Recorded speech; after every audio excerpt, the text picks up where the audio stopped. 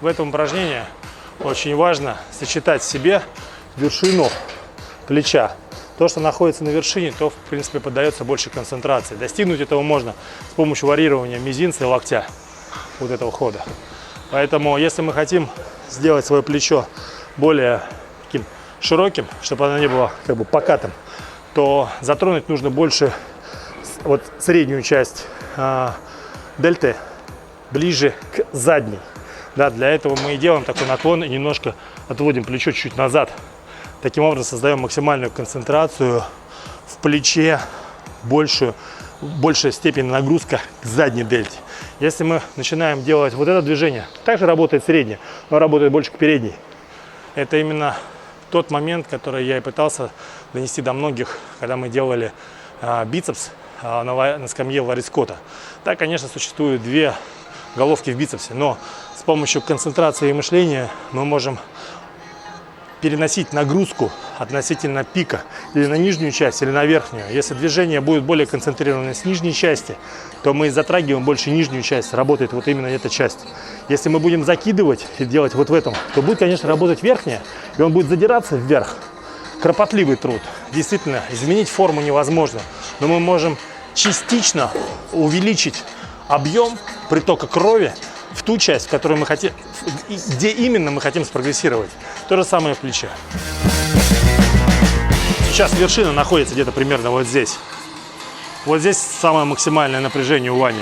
Если Ваня смещается чуть-чуть вперед и начинает тащить локти назад, выворачивает, вершина смещается. Да, и концентрация, максимальное напряжение происходит уже больше назад.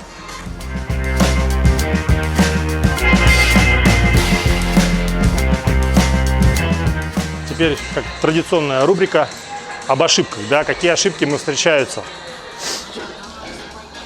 Наибольшая ошибка – это инерция. Да? Инерция и лишь бы поднять вес как можно выше. Если выше через сторону подняли гантели, значит, в принципе, плечи должны работать. Далеко не так. Вот первая ошибка.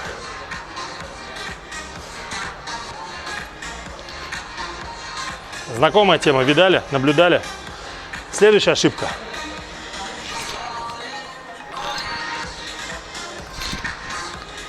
Такое я тоже встречал. Дальше, когда мы просто поднимаем стороны, вроде уже ближе к теме, но в этом упражнении у нас больше включается опять же вершина, передняя.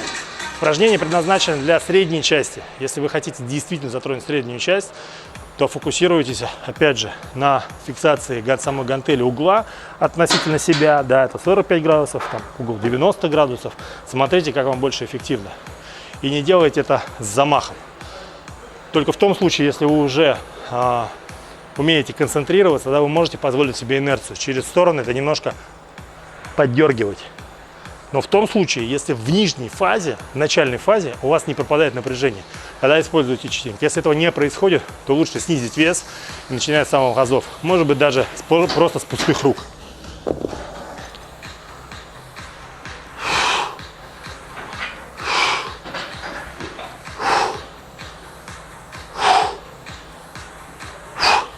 Как-то так. Пишите, задавайте вопросы.